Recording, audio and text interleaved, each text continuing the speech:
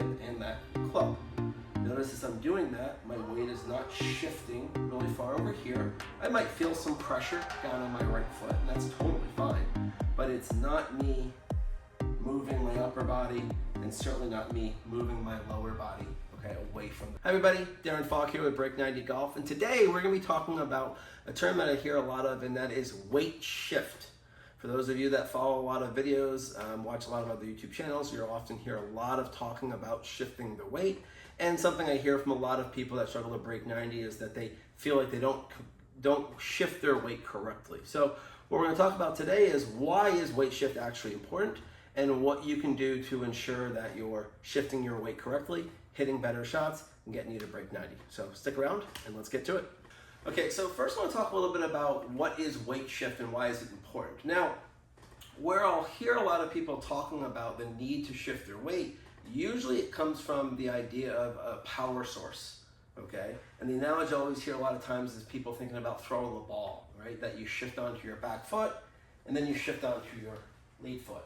And if you really ever look at anyone throwing a baseball or a football, they don't look anything like that, okay? It looks nothing really like this, or at least anyone that's any good at it, right? It looks very much like kind of a Frankenstein move. So while weight shift could be a power source, we could get to that a little bit later, really the importance is I need to shift or move my weight in order to hit the ground in the correct spot, okay? So as I set up to this golf ball here, where I need, so if I started, let's say 50-50, by the time I get to this golf ball, I need to be somewhere in the 80-20 or even 90-10, okay? And that is because of where my club needs to hit the ground, and that's gonna be somewhere on this side of the golf ball, okay?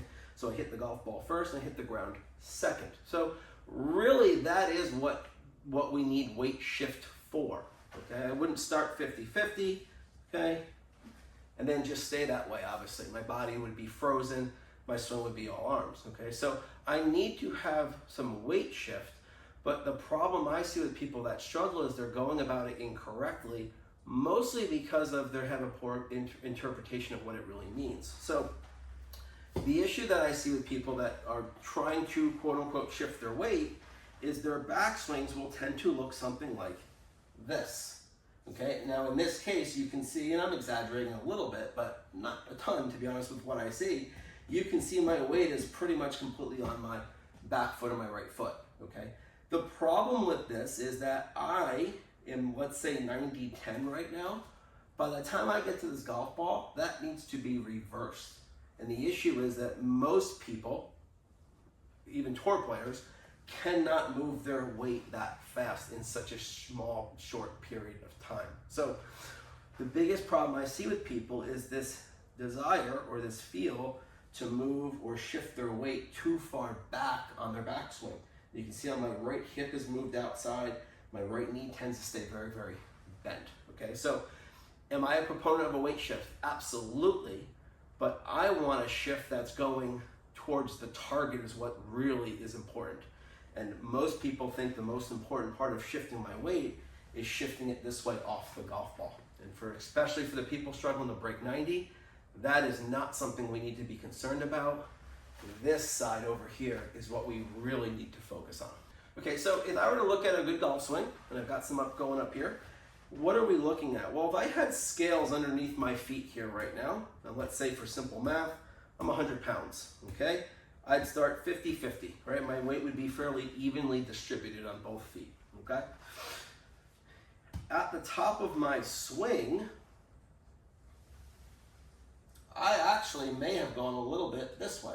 So I'm now 60-40, as opposed to starting 50-50 and being 80-20, right? And again, the reason why I don't like that is because I now have to move so much, so fast in order to get this club to hit the ground in the correct spot. So what I'm looking for, and what I see with a lot of the best players, is at the top of their swing, their weight is absolutely already starting to go in that direction towards the target. You look at Rory, you look at Scotty Scheffler, you look at really any good player.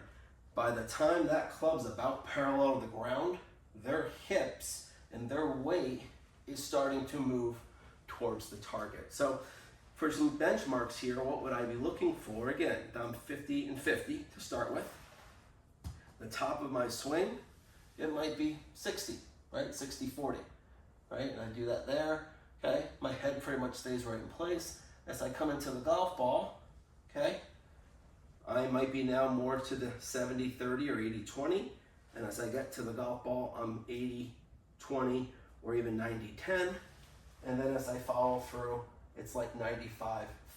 Should be able to pick up this back foot off the ground. So to me, this is weight shift. Getting our weight forward towards the target. That's the most important part. Not worrying about, am I shifting my weight back here because I think it's going to help me hit the ball farther. Right? Distance does no good if we're not hitting the ball solid to begin with. Okay, so couple drills and a couple ways we want to look at this. Well, the first thing I always like to do, and for anyone that's having a lesson with me in person, one thing I always like to do is I put a line right up here by the right hip. And as you look at most any good golfer, at the top of their swing, their right hip has actually moved off of that line and towards the target just a little bit, maybe 2 or 3 inches, okay? Now, if I keep that line there, watch as I keep going with my hips and my belt buckle, okay? Notice how far my hips have shifted, okay, or moved towards the target, all right? Ben Hogan, I think, was measured between 9 to 12 inches of hip slide. For some reason, hip slide has become a real dirty word in golf. I don't really exactly know why, but I can tell you, especially for the average golfer, the break 90 golfer, I've yet to see someone that has too much hip slide or hips or weight moving towards the target, okay? So first drill we can do, again, we just put a golf club right up here by my right hip, and I just made some swings or some body motions and just start to feel that I'm creating some space between my right hip and that club. Notice as I'm doing that, my weight is not shifting really far over here. I might feel some pressure down on my right foot, and that's totally fine, but it's not me moving my upper body and certainly not me moving my lower body, okay, away from the target. All right, so that'll be the first thing. So next thing that I like to have you do, I've got this little block here, and you can do this with anything. I've seen little like yoga wedges or anything like that, but to go ahead and put my trail foot kind of right up against that, and you can see how it's sort of kind of banked in now. All my weight right now is on the inside of my right foot, okay? So I like that feel because there's really no way that I can go this way too much. As I swing back a little bit, go, right? As I swing back, you can see to keep my weight on the inside part of that right foot. And now as I come through, this gives me a little bit of a bank, almost like a pitcher's mound, okay? Where I can feel myself sort of pushing off that, or I really kind of feel like more of a falling as my weight, my hips are pushing towards the target. I don't really like a big push because I'll see a lot of that, all right? But it's almost more of a falling, and you can see as I do that, how easy it is now to get my weight to finish more on this front foot. Final little drill here. I've got this little squishy ball here. You can do this with just a tennis ball. Just cut a tennis ball in half. Really anything you can really think of, but something with a little bit of a give to it. And I'm gonna slide this or put this right underneath my lead foot, my left foot here. And I'll put that right on the instep right there, not towards my heel, right on the ball of my foot, okay? And what I want to feel here, as I get to the top of my swing, my pressure will stay fairly level with this. But to start my downswing, I'm gonna start it with a real feeling of pushing down, okay, into this ball, okay?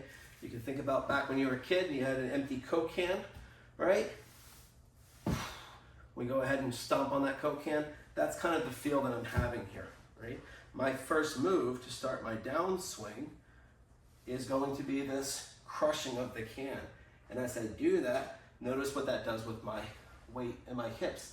Starts moving everything more forward towards the target, okay? So take it back, crush the can, and notice how much easier it now is to continue to move forward, okay? And again, at the end of the day, what we're looking for, the most important thing is that we have finished where? Right, on our front foot. Thank you everybody for joining today. I hope you found these tips helpful. If you are enjoying the Break 90 channel, please be sure to like and subscribe. That will help me continue to put out further content.